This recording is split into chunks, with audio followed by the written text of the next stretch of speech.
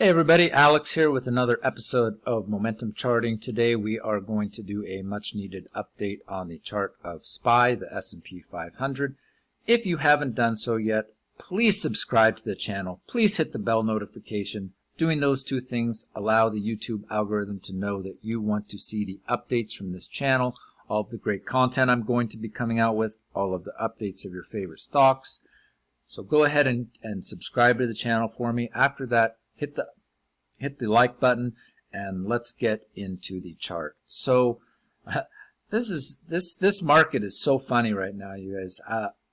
Every single time you have even just a tiny down day, you get all the worry worms coming out in the market. Oh, the market's crashing. The market's crashing. Top of wave 5. What markets are crashing?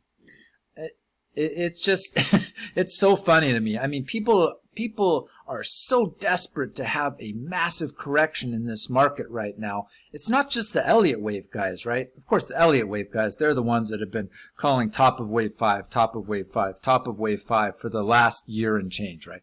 They're like, okay, finally, here's the top of wave 5. Now markets are crashing. It's just so comical to me, but like everyone is desperate to have this market crash. It can't keep going higher. It can't keep going higher. Markets are due for a big correction. Okay, so are they due for a big correction? I can't say that definitively. I don't know for sure. I don't think this is the top of wave 5. What I think is more likely, to be honest here, is we are working right now on completing wave 1 of wave 5 to the upside, but that's a whole nother topic for another day.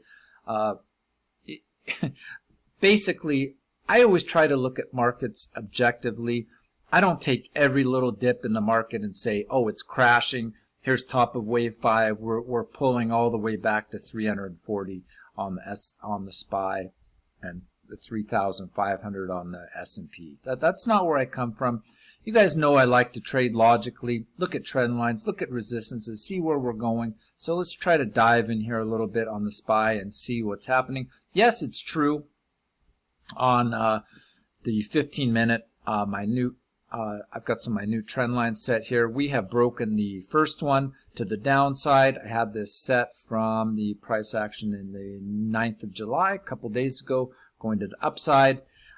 Yes, we've broken that most minute level of momentum / support to the downside. Okay, being that as it may, we've got this 15-minute trend line and this one.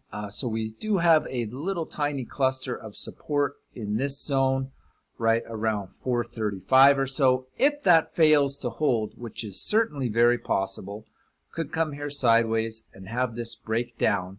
Okay, very, very possible that that's exactly what's going to happen right now. We've still got this massive support in this area around 428.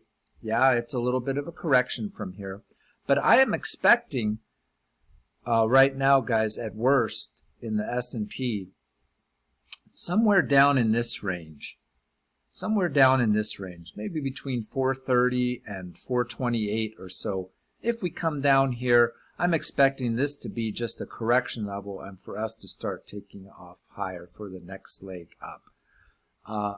I am not a proponent of sitting on these Elliott waves perpetually for a year and trying to finally be proven right after being wrong for so many months after months, and saying, okay, well, here's the top of wave 5. I want to look at things logically. On the shortest term time frame, yes, we have broken this on the 15-minute, still a cluster support right around the 435 area. Not sure this is going to hold. If it breaks down, I'm looking for areas right down here around 428. Guys, just look at the bigger picture here. We are not even close to hitting this midline.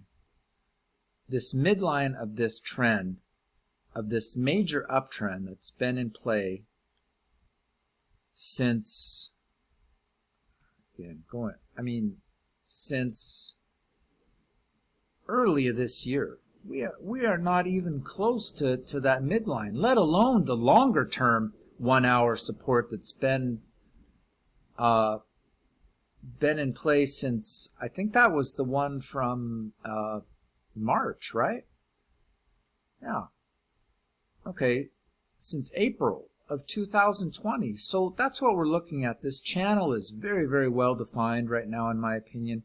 We're not anywhere close to crash territory, and anyone that tells you markets are crashing, we're in crash mode, I'm sorry, but you are not looking at this market objectively, and you are trying to put your biases of your Elliott wave counts or your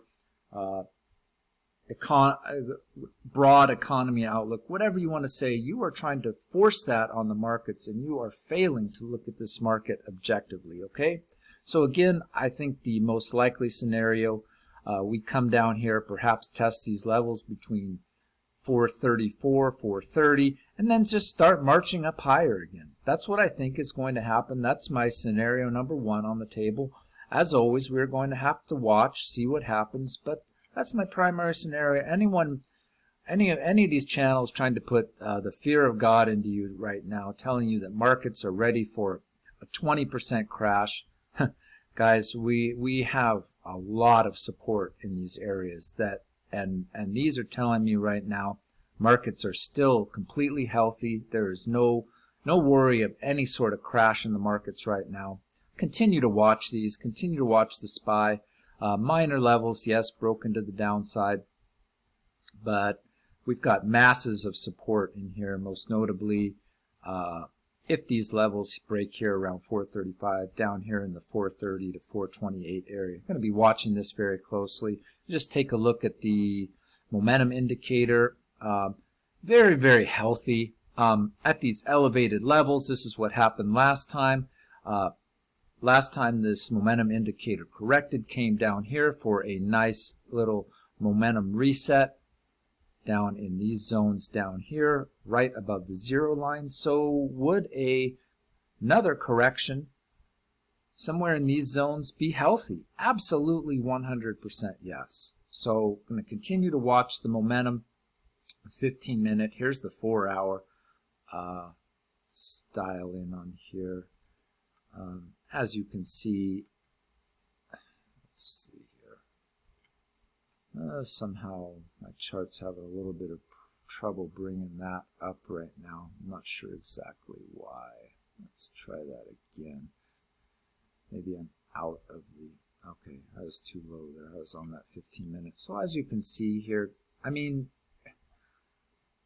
this momentum on the 4-hour is also still in very healthy, very nicely moving to the upside zone. Yes, maybe we're starting to roll over here, but again, that's the 4-hour. On the 15-minute, that's where I would start to be expecting a just a reset of momentum somewhere into these zones and carrying back once again higher for a healthy reset of prices, healthy reset of market momentum, and a continued move in SPY to the upside. If not, catching again at these levels, 435, somewhere probably in these zones, definitely strong support around the 428, 430 area, and continue march higher in the markets.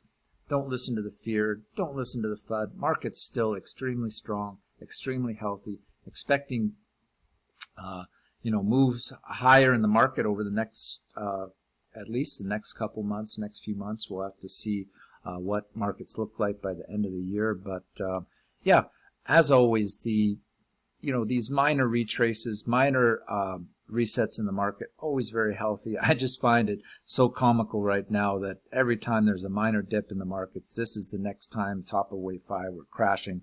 I just find it comical that people have to interject all of their Elliott waves counts into every single move in the market and put videos out there telling you the markets are crashing. It's just kind of fun to watch. But anyway, I just like to look at things objectively, and I see this, even pullbacks down to this level, the midline, even if we're to come all the way down here to 425, still view this as an extremely healthy correction to the upside, to the downside, ready to propel us to the next move forward. Let's go ahead and keep an eye on the SPY over the next couple of weeks. Guys, thank you so much for watching. Again, if you haven't done so, please subscribe to the channel. hit the bell notification, hit the like. Looking forward to making the next video, probably coming out sometime later today. And until then, thanks again, and talk to you guys again soon. Bye for now.